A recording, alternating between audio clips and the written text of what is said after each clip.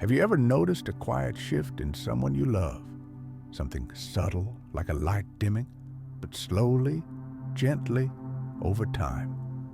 Most of us think that the final stages of life arrive like a thunderclap, sudden, loud, and unmistakable. But more often, it arrives like a whisper, a subtle change here, a gentle decline there. It's as if the body is trying to tell us something, but it's speaking in Morse code, and most of us forgot how to read it. In today's video, we're going to explore 6 silent signs that may indicate an elderly person is entering the final year of their life. These aren't meant to alarm or frighten you, but to open your eyes and heart to what may be happening beneath the surface. Because when you recognize these signs early, you gain time to care, time to comfort, and most importantly, time to connect. Stick with us until the end, because this isn't just about identifying signs, it's about understanding what they mean and how we can respond with love, wisdom, and grace. Let's begin. Number 1, a noticeable shift in daily rhythms. One of the first things to change when someone nears their final year isn't dramatic, it's mundane. It's how they go about their day. You might notice they're sleeping more, a lot more.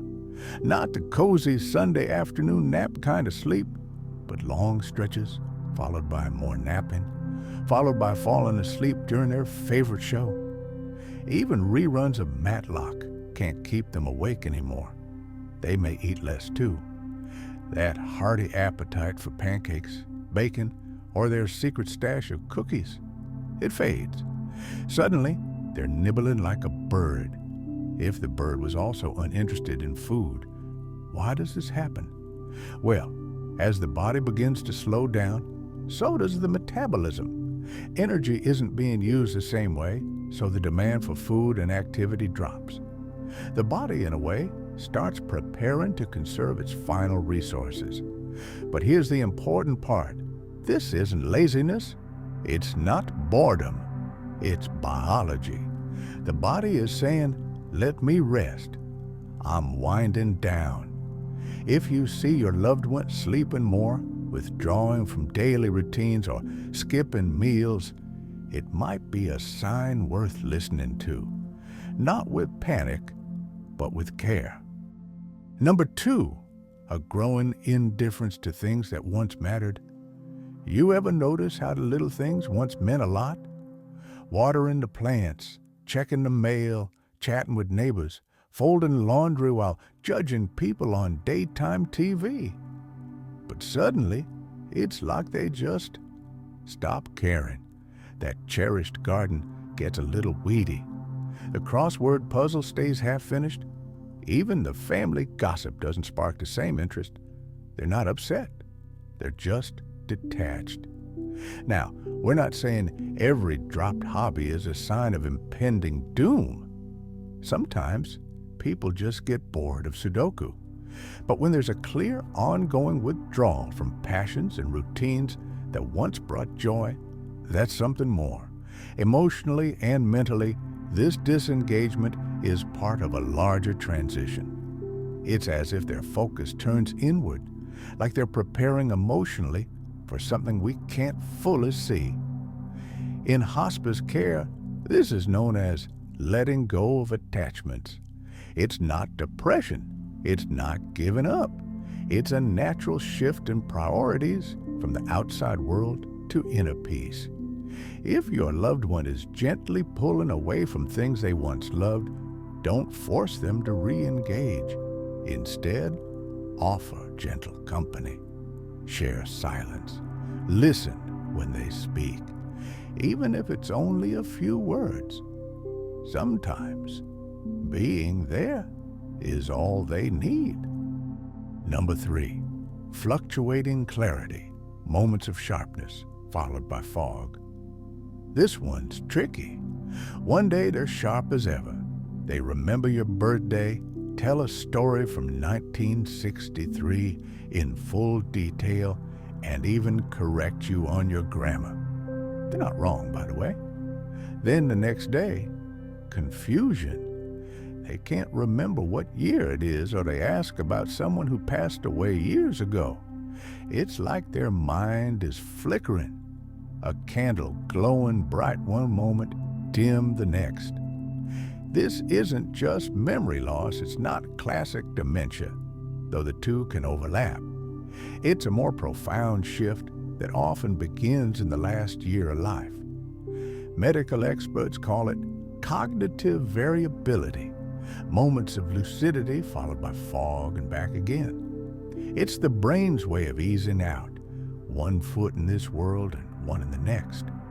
Sometimes this can come with hallucinations, seeing loved ones who have passed or talking to people who aren't in the room. And no, it's not always a medication side effect.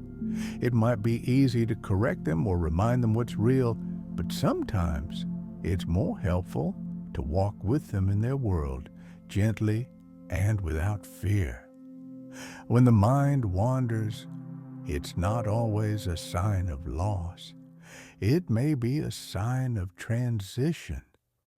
Number 4, physical frailty and repeated health setbacks. Now, we're in more familiar territory. They're falling more often. That walker becomes a necessity. Bruises show up like mystery tattoos, and simple tasks like standing up or brushing teeth take more effort than ever. What's happening here isn't just aging. It's the body slowly losing its ability to maintain balance, strength, and resilience. You may also notice they bounce back less. A cold lasts weeks. A minor infection requires hospitalization. Cuts heal slower. The immune system is waving a white flag. And then there are the recurring hospital visits. Every time you think they're on the mend, another issue pops up. Dehydration, a urinary tract infection, pneumonia. You start to feel like you're on a first-name basis with the ER nurse. This revolving door of setbacks can be a sign that the body is no longer repairing itself the way it used to. It's not just the illness, it's the recovery time that's shrinking. When frailty takes center stage, it's time to shift focus. Not toward fixing everything, but toward maximizing comfort, ensuring dignity, and minimizing suffering.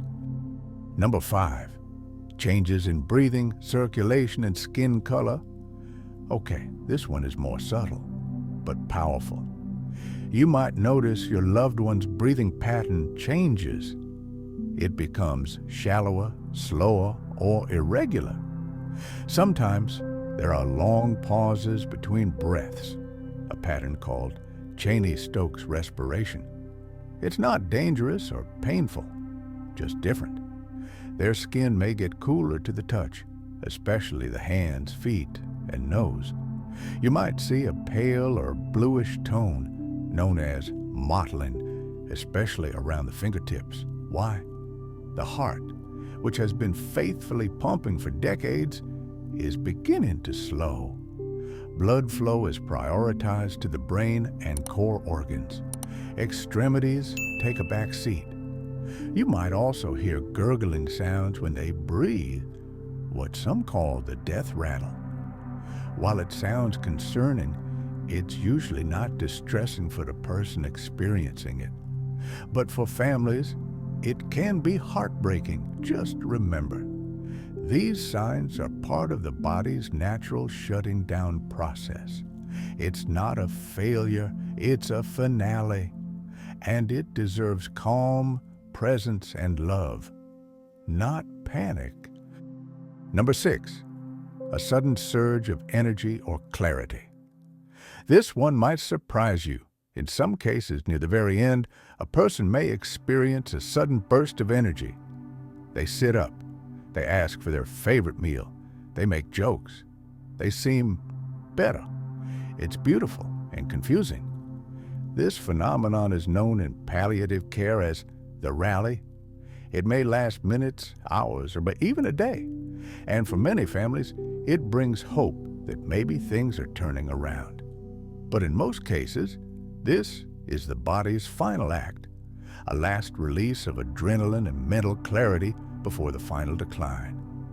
It's a gift, a chance to hear "I love you," a chance to say goodbye, a chance to see them smile one more time. Don't waste it on logistics or medical questions. Just be there. Laugh with them. Hold their hand. Take in the moment. Because sometimes the soul knows when it's almost time, and it wants to say one last hello before the final goodbye. So, what do you do with all this information? You don't panic. You don't start planning funerals at the first forgotten name or skipped lunch. Instead, you stay present. You become aware of the shifts, not to fear them, but to honor them. You adjust your expectations, offer comfort over cures, and measure time not in months, but in moments. Because when we can recognize the signs, we also gain something incredibly powerful: the ability to make the most of the time we have left. So if someone you love is showing these signs, know this: you still have time. Time for laughter, for forgiveness, for peace, for love. And in the end, that's what really matters. Thank you for watching. If this video helped you in any way, please share it with someone who might need it.